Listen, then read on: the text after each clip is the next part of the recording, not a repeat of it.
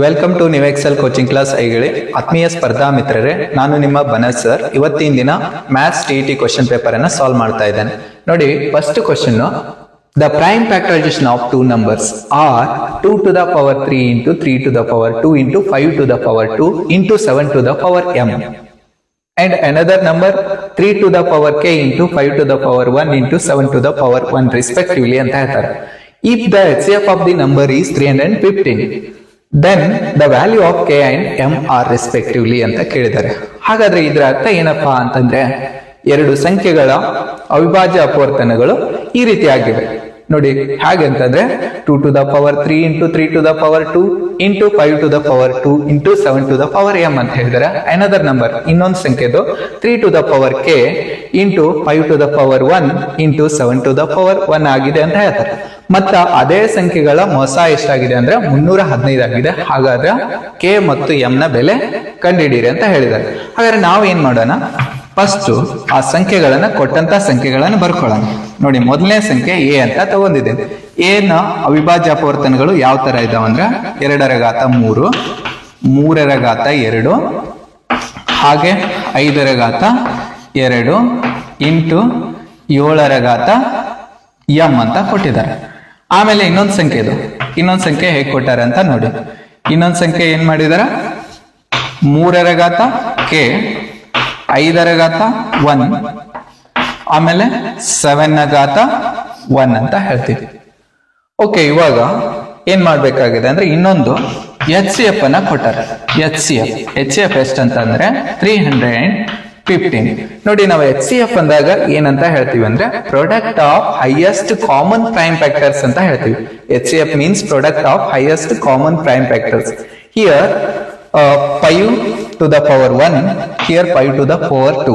highest common prime factors ಅಂದಾಗ ಇದ್ರಲ್ಲೂ 1 ಇದೆ, ಇದ್ರಲ್ಲೂ 1 ಇದೆ. ಅದೇ ಏನಾಗಿರ್ತದ, ಹೈಯೆಸ್ಟ್ ಕಾಮನ್ ಪ್ರೈಮ್ ಫ್ಯಾಕ್ಟರ್ಸ್ ಆಗುತ್ತೆ. ಹಾಗಾದ್ರೆ ಫಸ್ಟ್ ನಾವು ಏನ್ ಮಾಡೋಣ ಅಂದ್ರೆ 315 ಪ್ರೈಮ್ ಫ್ಯಾಕ್ಟರೈಸೇಷನ್ ಅನ್ನ ಫೈಂಡ್ ಮಾಡೋಣ. ನೋಡಿ, ಇದು 3 ನಿಂದ ಭಾಗ ಆಗುತ್ತೆ, 3 ನಿಂದ ಭಾಗ ಆಗುತ್ತೆ. ಹಾಗಾದ್ರೆ 3 1 ನೆಕ್ಸ್ಟ್ ಭಾಗ ಹೋಗಲ್ಲ, 0 ಅನ್ನು ತಗೋತೀವಿ.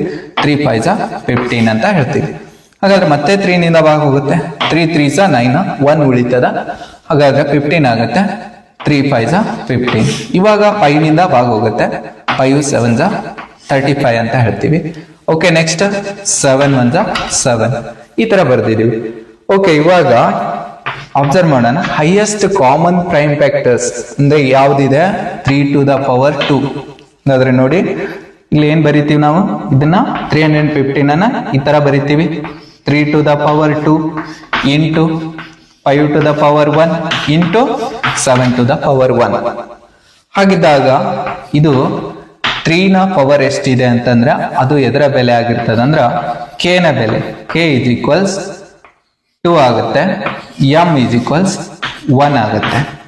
Okay, K is equals 2, M is equals 1. Here in the given option m value and K value ಯಾವ್ದಾಗುತ್ತೆ ಅಂತ ನೋಡಿ. ಕೆ ವ್ಯಾಲ್ಯೂ 2 ಆಗಿರ್ಬೇಕು, ಎಂ ವ್ಯಾಲ್ಯೂ 1 ಆಗಿರ್ಬೇಕು. ಕೆ ವ್ಯಾಲ್ಯೂ 2, ಎಂ ವ್ಯಾಲ್ಯೂ 1 ಅಂದ್ರೆ ಡಿ ಆಪ್ಷನ್ ರೈಟ್ ಆಗುತ್ತೆ ಅಂತ ಹೇಳ್ತೀವಿ. ಓಕೆ, ಇವಾಗ ಸೆಕೆಂಡ್ ಕ್ವಶನ್ ನೋಡಿ. The value of 0.05 divided by 0.25 plus 0.25 divided by 0.05 whole square ಎಷ್ಟಾಗುತ್ತೆ ಅಂತ ಕೇಳ್ತಾ ಇದ್ದೀರಾ. ಹಾಗಾದ್ರೆ ಹೇಗ್ ಬಿಡಿಸೋದಂತ ನೋಡಿ. ಫಸ್ಟ್ ನಾವ್ ಏನ್ ಮಾಡೋಣ, ಆ ಕ್ವಶನ್ ಅನ್ನ ಬರ್ಕೊಳ್ಳೋಣ. ಕ್ವಶನ್ ಏನಿದೆ ನೋಡಿ, 0.05 divided by 0.25 plus 0.25 divided by 0.05 this whole square ಅಂತ ಹೇಳ್ತಾರೆ.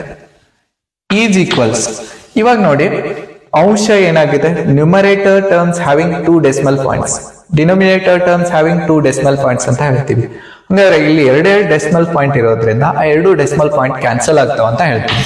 ನೋಡಿ, ಇವಾಗ ನಾ ಇದನ್ನ ಏನ್ ಬರೀಬಹುದು ಪಾಯಿಂಟ್ ಅನ್ನ ಕ್ಯಾನ್ಸಲ್ ಮಾಡಿ 5 divided by 25 ಅಂತ ಬರ್ಕೋಬಹುದು. ಅಂಶದಲ್ಲೂ 2 ಪಾಯಿಂಟ್ಸ್ ಅದಾವ, ಛೇದದಲ್ಲೂ 2 ಪಾಯಿಂಟ್ಸ್ ಅದಾವ. ಹಾಗಾಗಿ ನಾನು ಏನ್ ಮಾಡಿದೀನಿ, ಪಾಯಿಂಟ್ ಅನ್ನು ಕ್ಯಾನ್ಸಲ್ ಮಾಡಿದೀನಿ.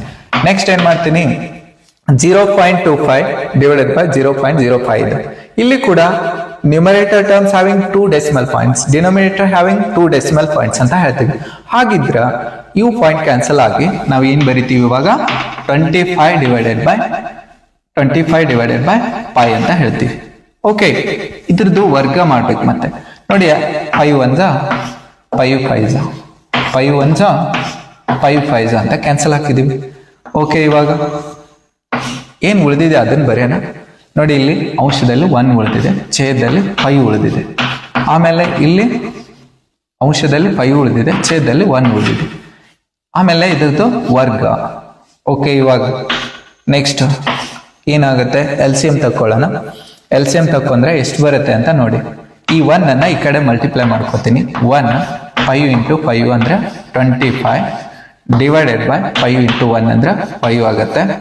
ಓಕೆ, ಹೋಲ್ ಸ್ಕ್ವೇರ್ ಅಂತ ಬರಿತೀನಿ. ಓಕೆ, ಇದನ್ನ ಈ ಕಡೆ ಮುಂದೆ ಕಂಟಿನ್ಯೂ ಮಾಡ್ತಾ ಇದ್ದೀನಿ. ನೋಡಿ, 1 ಪ್ಲಸ್ 25 ಅಂದ್ರೆ ಎಷ್ಟಾಗುತ್ತೆ, 26 ಡಿವೈಡೆಡ್ ಬೈ 5 ಅಂತ ಬರುತ್ತೆ. 26 ಡಿವೈಡೆಡ್ ಬೈ 5 ಇದು ಹೋಲ್ ಸ್ಕ್ವೇರ್ ಅಂತ ಹೇಳ್ತೀವಿ. ಓಕೆ, ಇವಾಗ 26 ನ ವರ್ಗ 676 ಅಂತ ಹೇಳ್ತೀವಿ. 5 ನ ವರ್ಗ 25 ಅಂತ ಹೇಳ್ತೀವಿ. 5 ನ ವರ್ಗ 25 ಅಂತ ಹೇಳ್ತೀವಿ. ಓಕೆ, ಇವಾಗ ಇದನ್ನ ಏನ್ ಮಾಡ್ತೀನಿ, 25 1 25 2 ಅಂತ ಕ್ಯಾನ್ಸಲ್ 25 2 50 ಆಗುತ್ತೆ. 67 ಅಲ್ಲಿ 50 ಮೈನಸ್ ಮಾಡ್ತೀನಿ, ಅವಾಗ ಎಷ್ಟು ಉಳಿತದ ಅಂದ್ರೆ 17 ಉಳಿತದ, ಅಂದ್ರೆ 176 ಆಗುತ್ತೆ. ನೋಡಿ, ಇವಾಗ 25 7 175 ಆಗುತ್ತೆ. ಪಾಯಿಂಟ್ ಕೊಡ್ತೀನಿ, 1 ಉಳಿದಿತ್ತು, ಪಾಯಿಂಟ್ ಕೊಟ್ರೆ ಏನಾಗುತ್ತೆ 10 ಆಗುತ್ತೆ, ಬಾಗ್ ಹೋಗಲ್ಲ, ಮತ್ತೆ 0 ಕೊಡ್ತೀನಿ. ಹಂಗಾದ್ರೆ 100 ಆಯ್ತು. 25 4 ಅಂದ್ರೆ ಇವಾಗ ಆನ್ಸರ್ ಎಷ್ಟಾಯ್ತಪ್ಪ ಅಂತಂದ್ರೆ 27.04.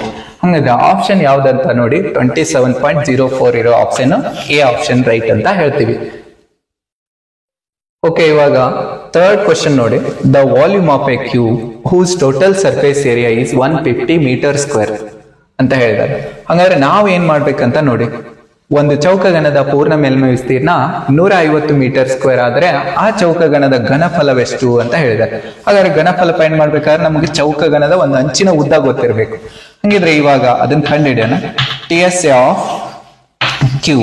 TSA ಆಫ್ ಕ್ಯೂಬ್ ಚೌಕಗಣದ ಪೂರ್ಣ ಮೇಲ್ಮೈ ವಿಸ್ತೀರ್ಣ ಎಷ್ಟಪ್ಪ ಅಂತಂದ್ರೆ 150 ಮೀಟರ್ ಸ್ಕ್ವೇರ್ ಅಂತ ಹೇಳಿದ್ದಾರೆ. ಹಂಗಾದ್ರೆ ಚೌಕಗಣದ ಪೂರ್ಣ ಮೇಲ್ಮೈ ವಿಸ್ತೀರ್ಣ ಕಂಡುಹಿಡಿಯುವ ಸೂತ್ರ, ಚೌಕಗಣದ ಪೂರ್ಣ ಮೇಲ್ಮೈ ವಿಸ್ತೀರ್ಣ ಕಂಡುಹಿಡಿಯುವ ಸೂತ್ರ 6a ಸ್ಕ್ವೇರ್ ಅಂತ ಹೇಳ್ತೀವಿ. 6a ಸ್ಕ್ವೇರ್ ಈಸ್ ಈಕ್ವಲ್ಸ್ 150 ಅಂತ ಬರಿತೀನಿ. ಓಕೆ, 6 1 ನೆಕ್ಸ್ಟ್ 6 2 12 ಅಂತ ಹೇಳ್ತೀವಿ. ಇದರಲ್ಲಿ 15 ಅಲ್ಲಿ 12 ಮೈನಸ್ ಮಾಡಿದ್ರೆ 3 ಕ್ಯಾರಿ ಉಳಿತದ, 30 ಆಗುತ್ತೆ. 6 5 30 ಅಂತ ಹೇಳ್ತೀವಿ. ಹಂಗಾದ್ರೆ a ಸ್ಕ್ವೇರ್ ಈಸ್ ಈಕ್ವಲ್ಸ್ ಎಷ್ಟಾಯ್ತು ಇವಾಗ 25 ಆಯ್ತು. a ಸ್ಕ್ವೇರ್ ಈಸ್ ಈಕ್ವಲ್ಸ್ ಎಷ್ಟಾಯ್ತು 25 ಆಯ್ತು. ಹಾಗಿದ್ರೆ a ಈಸ್ ಈಕ್ವಲ್ಸ್ ಎಷ್ಟಾಗುತ್ತೆ ಅಂದ್ರೆ √25 ಆಗುತ್ತೆ. √25. ಹಂಗಿದ್ರ ಇವಾಗ a ಈಸ್ ಈಕ್ವಲ್ಸ್ ಎಷ್ಟು ಮೀಟರ್ ಅಂತಂದ್ರೆ 5 ಮೀಟರ್. ಒಂದು ಚೌಕಗಣದ ಅಂಚಿನ ಉದ್ದ ಎಷ್ಟಾಯ್ತು 5 ಮೀಟರ್ ಆಯ್ತು. ಹಂಗಾರೆ ಇವಾಗ ಘನಫಲ ಕಂಡಿಡೋಣ. ಚೌಕಗಣದ ಘನಫಲ ವಾಲ್ಯೂಮ್ ಆಫ್ ಕ್ಯೂಬ್ ಅಂತ ಹೇಳ್ತೀವಿ. ವಾಲ್ಯೂಮ್ ಆಫ್ ಕ್ಯೂಬ್ ಎಷ್ಟು ಬರುತ್ತೆ ಅಂತ ನೋಡಿ. Volume of cube is equals a cube ಅಂತ ಹೇಳ್ತೀವಿ. Volume of cube is equals a cube. That means 5 cube. It means 5 is multiplied 3 times. That is 125 meter cube ಅಂತ ಹೇಳ್ತೀವಿ. ಆ ಚೌಕಗಣದ ಘನಫಲ ಎಷ್ಟಾಗಿರ್ತದ ಅಂದ್ರೆ 125 ಮೀಟರ್ ಕ್ಯೂಬ್. ಅಂದ್ರೆ ಆಪ್ಷನ್ ಎ ರೈಟ್ ಆಗಿದೆ ಅಂತ ಅರ್ಥ. ಓಕೆ, ಇವಾಗ ನಾವು ಫೋರ್ತ್ ಕ್ವಶನ್ ಅನ್ನ ನೋಡೋಣ. ಫೋರ್ತ್ ಕ್ವಶನ್ ನೋಡಿ. The mean of 16 observations is 340. If one observation is excluded, the mean of the remaining observation is 335. The observation that is excluded. ನೋಡಿ, ಇಲ್ಲಿ ಏನಾಗಿದೆ ಅಂದ್ರೆ 16 ಸಂಖ್ಯೆಗಳ ಸರಾಸರಿ ಎಷ್ಟಾಗಿದೆ ಅಂತಂದ್ರೆ 340 ಆಗಿದೆ. ಅದರಲ್ಲಿಂದ ಒಂದ್ ಸಂಖ್ಯೆಯನ್ನ ಏನ್ ಮಾಡ್ತಾರ ತೆಗಿತಾರ. ಅವಾಗ ತೆಗೆದಾಗ ರಿಮೈನಿಂಗ್ ಉಳಿದಂತ ಸಂಖ್ಯೆಗಳ ಸರಾಸರಿ ಎಷ್ಟಾಗುತ್ತೆ ಅಂದ್ರೆ 335 ಆಗುತ್ತೆ. ಹಂಗಾದ್ರೆ ಆ ತೆಗೆದಂತ ಸಂಖ್ಯೆ ಯಾವುದು ಅಂತ ಕೇಳ್ತಾ ಇದ್ದಾರೆ. ಎಕ್ಸ್ಕ್ಲೂಡೆಡ್ ನಂಬರ್ ಯಾವುದು ಅಂದ್ರೆ ಹೊರ ತೆಗೆದ ಸಂಖ್ಯೆ ಯಾವುದು ಅಂತ ಕೇಳಿದ್ರೆ, ಹಾಗಾದ್ರೆ ಹೇಗ್ ಬಿಡಿಸೋದಂತ ನೋಡಿ. ಇವಾಗ ನಾವು ಸರಾಸರಿ ಬಿಡಿಸ್ಬೇಕಾದ್ರ x bar is equals sum of scores summation of x divided by n ಅಂತ ಹೇಳ್ತೀವಿ. ಇದೇ ಸೂತ್ರ ಫಾಲೋ ಮಾಡೋಣ. ನೋಡಿ, ಇವಾಗ 16 ಸಂಖ್ಯೆಗಳ ಸರಾಸರಿ ಎಷ್ಟಿದೆ? 16 ಅಬ್ಸರ್ವೇಷನ್ಸ್, ಅದ್ರದ್ದು ಸರಾಸರಿ ಎಷ್ಟಿದೆ ಅಂದ್ರೆ 340 ಇದೆ. 340. ಆಮೇಲೆ ಇಲ್ಲಿ ಸಮ್ ಎಷ್ಟಿದೆ ಗೊತ್ತಿಲ್ಲ. ಸಮ್ ಡಿವೈಡೆಡ್ ಬೈ ಎಷ್ಟು ಸಂಖ್ಯೆಗಳದಾವ್ರಿ? 16 ಅದಾವ. ಹಾಗಾದ್ರೆ ಸಮ್ ಕಂಡು ಹಿಡ್ಕೊಳ್ಳೋಣ. 16 ಸಂಖ್ಯೆಗಳ ಸಮ್ ಎಷ್ಟಾಗುತ್ತೆ ಅಂತ ನೋಡೋಣ. ಇದನ್ನ ಈ ಕಡೆ ನಾವೇನ್ ಮಾಡೋಣ, 340 into 16 is equals summation of X ಅಂತ ಹೇಳ್ತೀವಿ. ಓಕೆ, ಇವಾಗ 16 ಇಂದ ಮಲ್ಟಿಪ್ಲೈ ಮಾಡೋಣ. ನೋಡಿ, ಫಸ್ಟ್ 16 ಇಂಟು 0 ಅಂದ್ರೆ 0 ಆಗುತ್ತೆ. 16 4 64 ಆಗುತ್ತೆ. ಹಾಗೆ 16 3 48. 48ಗೆ 6 ಅನ್ನ ಆಡ್ ಮಾಡ್ಕೊಳ್ಳೋಣ. 54 5440 ಆಗುತ್ತೆ. ಇದು ಸಮೇಷನ್ ಆಫ್ ಎಕ್ಸ್. ಇದು 16 ಸಂಖ್ಯೆಗಳ ಮೊತ್ತ. 16 ಸಂಖ್ಯೆಗಳ ಮೊತ್ತ ಎಷ್ಟಾಯ್ತು? 5440. ಹಾಗೆ ರಿಮೈನಿಂಗ್ ಅದರಲ್ಲಿ ಒಂದು ಸಂಖ್ಯೆ ಏನ್ ಮಾಡಿದಾರೆ? ಹೊರ ತೆಗಿದಾರೆ ಅಂದ್ರೆ ಅವಾಗ ಸರಾಸರಿ ಎಷ್ಟಾಗುತ್ತೆ ಅಂತ ಹೇಳಿದಾರೆ? 335 ಆಗುತ್ತೆ ಅಂತ ಹೇಳಿದಾರೆ. 335 is equals summation of X. ಅವಾಗ ಮೊತ್ತ ಎಷ್ಟಿದೆ ಅಂತ ಚೆಕ್ ಮಾಡ್ಬೇಕ್ರಿ. ಓಕೆ, ಇವಾಗ ಇಲ್ಲಿ 16 ಸಂಖ್ಯೆಯಲ್ಲಿ ಒಂದು ಸಂಖ್ಯೆ ತೆಗೆದಾಗ 15 ಉಳಿದಿರ್ತಾವ. ಅಂದ್ರೆ ಇವಾಗ ಇದನ್ನ ಏನ್ ಮಾಡಿ 335ಗೆ 15 ಇಂದ ಮಲ್ಟಿಪ್ಲೈ ಮಾಡೋಣ. 15. ಈಗ ಇಲ್ಲಿ ಈ 15 ಸಂಖ್ಯೆಗಳ ಮೊತ್ತ ಎಷ್ಟಾಗುತ್ತೆ ಅಂತ ನೋಡಿ. Summation of X. 15 75 75 15 45. 45ಕ್ಕೆ 7 ಕೂಡಿಸ್ಕೊಳ್ಳೋಣ. 52 ಆಗುತ್ತೆ. 15 45. 45ಕ್ಕೆ 5 ಕೂಡಿಸಿ 5025. ಇದು 15 ಸಂಖ್ಯೆಗಳ ಮೊತ್ತ. ಇದೇನು? 15 ಸಂಖ್ಯೆಗಳ ಒಟ್ಟು ಮೊತ್ತ. ಇಲ್ಲಿ 16 ಸಂಖ್ಯೆಗಳ ಒಟ್ಟು ಮೊತ್ತ. ಹಾಗಾದ್ರೆ ನಮಗ ಬೇಕಾದಂತ ಸಂಖ್ಯೆ ಕಂಡುಹಿಡಿಯೋದಿದೆ. ಹಾಗಿದ್ರೆ ಏನ್ ಮಾಡೋಣ ಅಂತಂದ್ರೆ ನೋಡಿ, 5440ರಲ್ಲಿ 5025 ಮೈನಸ್ ಮಾಡೋಣ. ಬಂದಂತ ಆನ್ಸರ್ ಎಷ್ಟಂತ ಇವಾಗ ಗೊತ್ತಾಗುತ್ತೆ. ಬಂದಂತ ಆನ್ಸರು 415. ಬಂದಂತ ಆನ್ಸರು 415 ಆಗಿದೆ. ಹಾಗಾದ್ರೆ ಇಲ್ಲಿ ಆಪ್ಷನ್ ಯಾವ್ದಿದೆ ಅಂತ ನೋಡಿ. ಬಿ ಆಪ್ಷನ್ 415 ಇದೆ. ಹಾಗಾದ್ರೆ ಬಿ ಆಪ್ಷನ್ ರೈಟ್ ಅಂತ ಹೇಳ್ತೀವಿ. ಓಕೆ, ನೋಡಿ, ಇವಾಗ 5th question. The volume of A cuboid is given by the polynomial 2x³ plus 3x² minus 3x minus 2. If the length is x plus 2 units, then the other 2 dimensions are ಅಂತ ಕೇಳ್ತಾ ಇದ್ದಾರೆ. ನೋಡಿ, ಒಂದು ಆಯತ ಘನದ ಘನಫಲ ಏನನ್ನ ಹೊಂದಿದೆ ಅಂದ್ರೆ ಬಹುಪದೋಕ್ತಿಯನ್ನ ಹೊಂದಿದೆ. ಒಂದು ಆಯತ ಘನದ ಘನಫಲ ಬಹುಪದೋಕ್ತಿಯನ್ನ ಹೊಂದಿದೆ. ಆ ಬಹುಪದೋಕ್ತಿ ಯಾವ್ದಪ್ಪ ಅಂದ್ರೆ 2x³ plus 3x² minus 3x minus 2 ಅಂತ ಇದೆ. ಆಮೇಲೆ ಅದರ ಉದ್ದ ಏನಾಗಿದೆ ಅಂದ್ರೆ x plus 2 ಯೂನಿಟ್ಸ್ ಆಗಿದೆ. ಹಾಗಾದರೆ ಅದರ ಅಗಲ ಮತ್ತು ಎತ್ತರವನ್ನ ಕಂಡುಹಿಡಿಯಿರಿ ಅಂತ ಹೇಳ್ತಾರೆ. ಹಾಗಾದ್ರೆ ಏನ್ ಮಾಡ್ಬೇಕು ಅಂತ ನೋಡಿ. ಫಸ್ಟ್ ಕೊಟ್ಟಂತ ಲೆಂತ್ ನಿಂದ ಬಹುಪದೋಕ್ತಿಯನ್ನ ಭಾಗಿಸೋದು. x plus 2 ನಿಂದ ಈ ಬಹುಪದೋಕ್ತಿ 2x³ plus 3x² minus 3x minus 2 ಈ ಬಹುಪದೋಕ್ತಿಯನ್ನ ಭಾಗಿಸೋಣ. ನೋಡಿ, ಭಾಗಿಸ್ಬೇಕಾದ್ರೆ ಒಂದು ನಿಯಮ, ಫಸ್ಟ್ ಟರ್ಮ್ ನಿಂದ ಫಸ್ಟ್ ಟರ್ಮ್ಗೆ ಭಾಗಿಸ್ಬೇಕು. ಫಸ್ಟ್ ಟರ್ಮ್ಗೆ ಅಂದ್ರೆ 2x³ x ನಿಂದ ಭಾಗಿಸಿದೀವಿ ಅಂದ್ರೆ ಎಷ್ಟು ಬರುತ್ತೆ ಅಂತ ನೋಡಿ. 2x² ಬರುತ್ತೆ. 2x³ x ನಿಂದ ಭಾಗಿಸಿದ್ರೆ 2x² ಬರುತ್ತೆ. ಇವಾಗ ನೆಕ್ಸ್ಟ್ ಏನ್ ಮಾಡೋದಂದ್ರೆ ಭಾಗಿಸೋದು ಕಂಪ್ಲೀಟ್ ಆದ ನಂತರ ನೆಕ್ಸ್ಟ್ x ನಿಂದ ಈ 2x² ಗುಣಾಕಾರ ಮಾಡೋದು. x ಇಂಟು 2x² ಅಂದಾಗ 2x³ ಆಗುತ್ತೆ. Plus 2 into 2x². 2 ಇಂಟು 2 ಅಂದ್ರೆ 4x² ಆಗುತ್ತೆ. ಇವಾಗ ಚಿಹ್ನೆಗಳನ್ನು ಚೇಂಜ್ ಮಾಡೋದು. ಪ್ಲಸ್ ಇದ್ದದ್ದು ಮೈನಸ್ ಇದ್ದದ್ದು ಪ್ಲಸ್. ಓಕೆ, 2x³ ಕ್ಯಾನ್ಸಲ್ ಆಯ್ತು. ಇಲ್ಲಿ 3x²ದಾಗ 4x² ಕಳೆದ್ರೆ ಎಷ್ಟು ಉಳಿತದ ಅಂದ್ರೆ -x² ಉಳಿತದ. ನೆಕ್ಸ್ಟ್ ಮುಂದಿನ ಟರ್ಮ್ಸ್ ಅನ್ನ ಕೆಳಗಡೆ ತಗೊಂಬನ್ನಿ. -3x -2 ಅಂತ ಬರ್ದಿದೀವಿ. ಈಗ ನೆಕ್ಸ್ಟ್ ಸ್ಟೆಪ್ ಅಲ್ಲಿ ಈ x ನಿಂದ -x² ಭಾಗಿಸೋದು. x ನಿಂದ -x² ಭಾಗಿಸಿದ್ರೆ -x ಬರುತ್ತೆ. ಓಕೆ, ನೆಕ್ಸ್ಟ್ ನಾವೇನ್ ಮಾಡೋಣ, ಎಕ್ಸ್ ಇಂಟು ಮೈನಸ್ ಎಕ್ಸ್ ಅಂದಾಗ ಮೈನಸ್ ಎಕ್ಸ್ ಸ್ಕ್ವೇರ್ ಆಗುತ್ತೆ. Next plus 2 into minus X ಅಂದಾಗ ಪ್ಲಸ್ ಇಂಟು ಮೈನಸ್ ಮೈನಸ್ ಆಗುತ್ತೆ. 2 ಇಂಟು ಎಕ್ಸ್ 2x ಆಗುತ್ತೆ. ಓಕೆ, ಇವಾಗ ಏನು ಮಾಡ್ತೀನಿ, ಚಿಹ್ನೆಗಳನ್ನು ಮತ್ತೆ ಚೇಂಜ್ ಮಾಡ್ತೀನಿ. ಮೈನಸ್ ಇದ್ದುದು ಪ್ಲಸ್ ಆಗುತ್ತೆ, ಪ್ಲಸ್ ಇದ್ದುದು ಮೈನಸ್ ಆಗುತ್ತೆ. ಓಕೆ, ಇಲ್ಲಿ minus X square plus X square get cancel.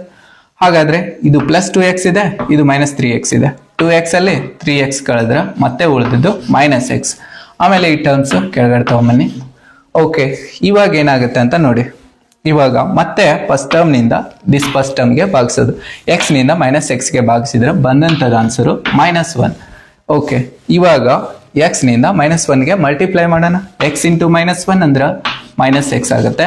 Next plus 2 into -1 ಅಂದ್ರೆ -2 ಆಗುತ್ತೆ. ಓಕೆ, ಈ ಚಿಹ್ನೆಗಳನ್ನು ಚೇಂಜ್ ಮಾಡೋಣ.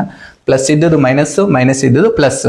ಹಾಗಿದ್ರೆ ನೋಡಿ, minus X plus X get cancel, -2 plus 2 cancel, ಲಾಸ್ಟಿಗೆ ಸೇರಿಸಿ ಏನಾಯ್ತು, 0 ಉಳಿತು. ಓಕೆ, ಇವಾಗ ನಾವು ಏನು ಮಾಡೋಣ ಅಂತಂದ್ರೆ, ಇಲ್ಲೇನು ಭಾಗಲಬ್ಧ ಬಂದಿದೆಯಲ್ಲ ಅದರದ್ದು ಅಪವರ್ತನ ಕಂಡುಹಿಡ್ಕೊಳ್ಳೋಣ. 2x square minus X minus 1 ಇದ್ರದ್ದು ಅಪವರ್ತನ ಫೈಂಡ್ ಮಾಡೋಣ. ಇದರ ಅಪವರ್ತನ ಎಷ್ಟು ಬರುತ್ತೆ ಅಂತ ನೋಡಿ. ಫಸ್ಟ್ ಟರ್ಮ್ ಮತ್ತು ಲಾಸ್ಟ್ ಟರ್ಮ್ ಅನ್ನ ಮಲ್ಟಿಪ್ಲೈ ಮಾಡ್ತೀವಿ. ಫಸ್ಟ್ ಟರ್ಮ್ ಮತ್ತು ಲಾಸ್ಟ್ ಟರ್ಮ್ ಅನ್ನ ಮಲ್ಟಿಪ್ಲೈ ಮಾಡಿದ್ರೆ ಎಷ್ಟಾಗುತ್ತೆ ಅಂದ್ರೆ 2x ಸ್ಕ್ವೇರ್ ಆಗುತ್ತೆ. ಇದನ್ನ ಸ್ಪ್ಲಿಟ್ ಅಪ್ ಮಾಡೋದು. ಸ್ಪ್ಲಿಟ್ ಅಪ್ ಮಾಡಿದಾಗ ಒಂದು -2x ಒಂದು terms, another one plus X, sorry ಇದು -2x ಪ್ಲಸ್ 1x. ಹಂಗಿದ್ರೆ ಈಗ ನಾವೇನು ಬರೀಬೋದು ಅಂದ್ರೆ ಇದೇ ಈಕ್ವೇಶನ್ ಅನ್ನ ಈ ತರ ಬರೀಬೋದು ನೋಡಿ. 2x square minus 2x plus X -1 ಅಂತ ಬರಿತೀನಿ. ಇಲ್ಲಿ ಏನಾಗುತ್ತೆ, ಕಾಮನ್ ತಗೋತೀನಿ. 2x as A common factor ಅಂತ ಹೇಳ್ತೀವಿ. ಇಲ್ಲಿ x ಉಳಿತದ, -1 ಉಳಿತದ, ನೆಕ್ಸ್ಟ್ +1, ಆಮೇಲೆ x -1. ಈಗ ಇದು x -1 ಆಮೇಲೆ ಇನ್ನೊಂದು ಏನು ಉಳಿದಿದೆ ಅಂತ ನೋಡಿ. x -1 ಕಾಮನ್ ಫ್ಯಾಕ್ಟರ್ ಇದೆ. Next another one 2x + 1. ಇದು ಇವೇನು ಉದ್ದ ಮತ್ತು ಎತ್ತರಗಳಾಗಿವೆ ಅಂತ ಹೇಳ್ಬೋದು. ಹಾಗಾದ್ರೆ ಆಪ್ಷನ್ ನೋಡೋಣ, ಎಲ್ಲಿ x -1 ಇದೆ ಮತ್ತು 2x + 1 ಇದೆ ಅಂತ ಚೆಕ್ ಮಾಡ್ಕೊಳ್ಳಿ. ಇಲ್ಲಿ ನೋಡಿ, ಫಸ್ಟ್ ಆಪ್ಷನ್ x -1 ಮತ್ತು 2x + 1 ಇದೆ. ಹಾಗಾದ್ರೆ ಆಪ್ಷನ್ ನಂಬರ್ 1 ಈಸ್ ರೈಟ್ ಅಂತ ಹೇಳ್ತೀವಿ. ಓಕೆ, ಇವಾಗ 6th ಕ್ವಶನ್ ನೋಡಿ. The value of a when the point 3,4 lies on the line y is equals ax plus 7 divided by 3 is ಅಂತ ಹೇಳ್ತಾರೆ.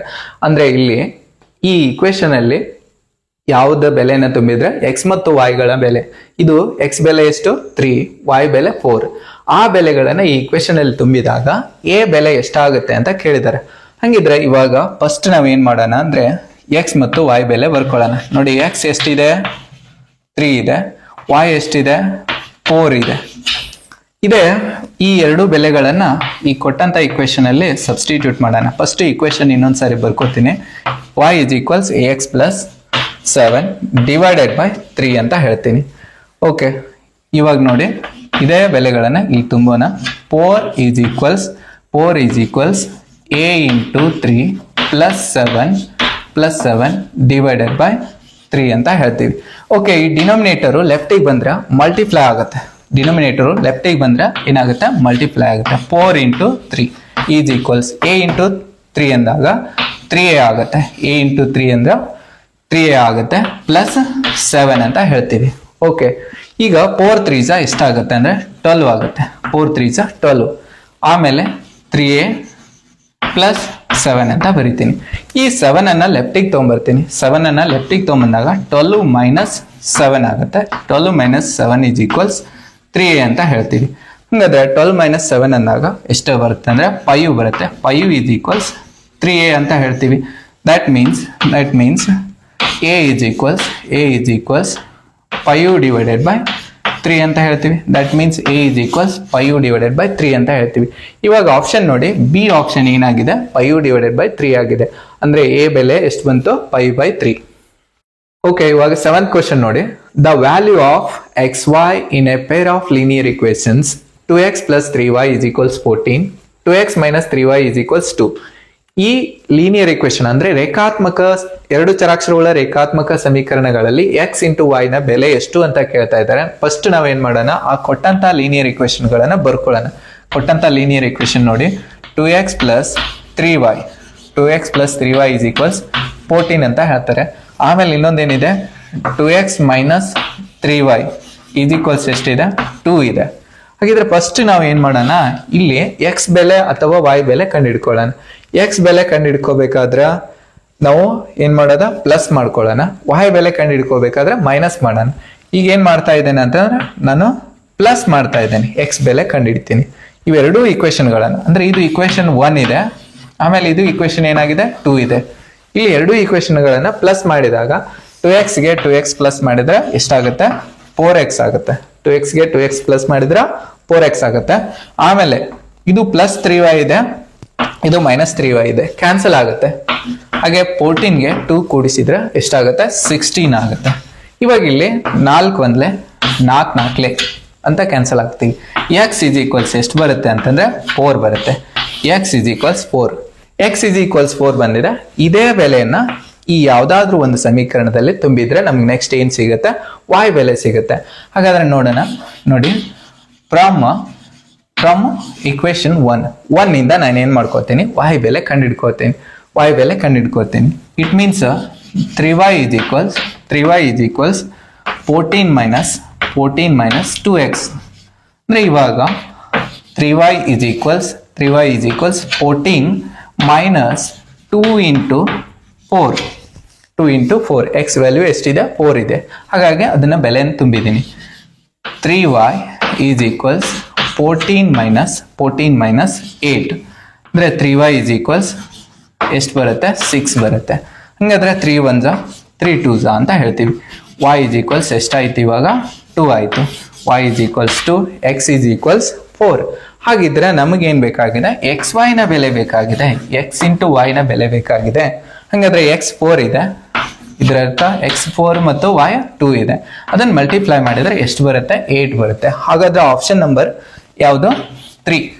ಆಪ್ಷನ್ ನಂಬರ್ 3 ಅನ್ನೋದೇನಾಗುತ್ತೆ, ರೈಟ್ ಆಗಿರ್ತದ ಅಂತ ಹೇಳ್ತೀವಿ. ಓಕೆ, ಇವಾಗ 8th ಕ್ವಶನ್ ನೋಡಿ. 8th ಕ್ವಶನ್ ಏನದ ಅಂದ್ರೆ the value of x to the power a divided by x to the power b whole to the power a square plus ab plus b square ಅಂತ ಇದೆ, into x to the power b divided by x to the power c whole to the power b square plus bc plus c square ಅಂತ ಹೇಳ್ತಾರೆ. ಮತ್ತೆ into ಇದೆ x to the power c divided by x to the power a whole raised to c square plus ca plus a square ಅಂತ ಇದೆ. ಇದನ್ನ ಏನ್ ಮಾಡ್ಬೇಕಾಗಿದೆ, simplify ಮಾಡಿದ್ರೆ ನಮ್ಗೆ ಆನ್ಸರ್ ಎಷ್ಟು ಬರುತ್ತೆ ಅಂತ ಕೇಳ್ತಾರೆ.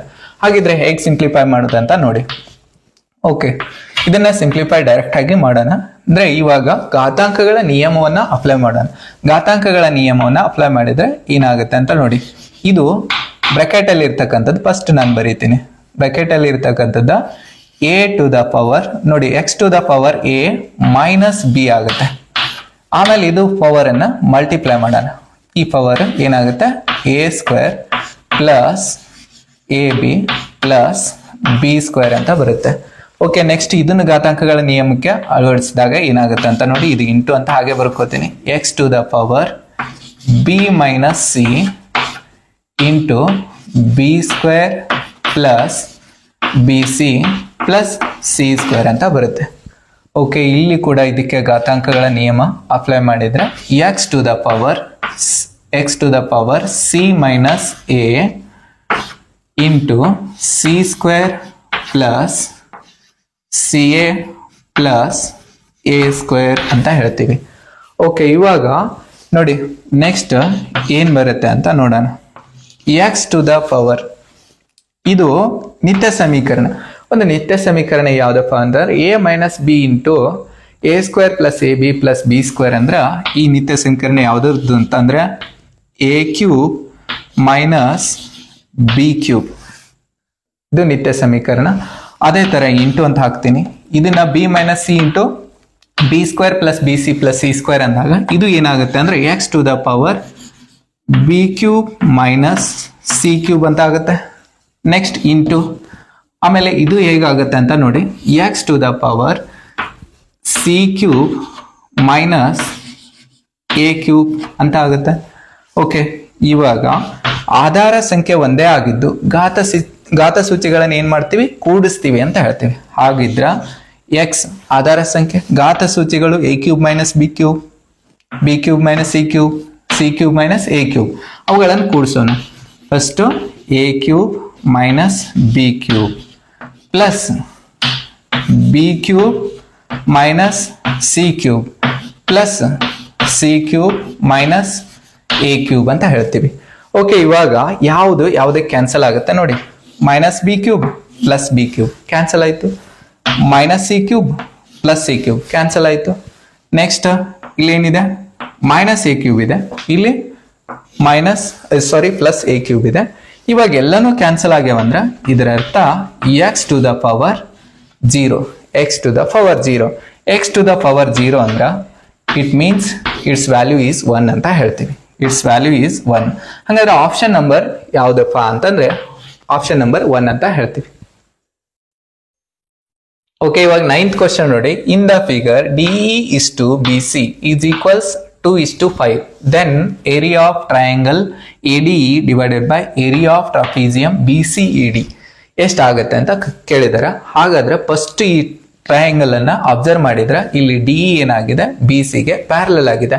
DE ಏನಾಗಿದೆ, BCಗೆ ಪ್ಯಾರಲಲ್ ಆಗಿದೆ. ಹಾಗಾದ್ರೆ ADE ಅನ್ನೋದು ABC ಅನ್ನೋದು ಎಂಥ ತ್ರಿಭುಜಗಳಾಗ್ತಾವ ಅಂದ್ರೆ ಸಿಮಿಲರ್ ಟ್ರಯಾಂಗಲ್ಸ್ ಆಗ್ತಾವ. ಹಾಗಿದ್ರೆ ಫಸ್ಟ್ ನಾವು ಏನ್ ಮಾಡೋಣ, triangle ADE is similar to triangle ABC ಅಂತ ಹೇಳ್ತೀವಿ. These two triangles are similar triangles ಅಂತ ಹೇಳ್ತೀವಿ. ಹಾಗಾದ್ರೆ ಇವಾಗ ಏರಿಯಾ ಆಫ್ ಸಿಮಿಲರ್ ಟ್ರಯಾಂಗಲ್ಸ್ ಏನ್ ಬರುತ್ತೆ ಅಂತ ನೋಡಿ. Area of ADE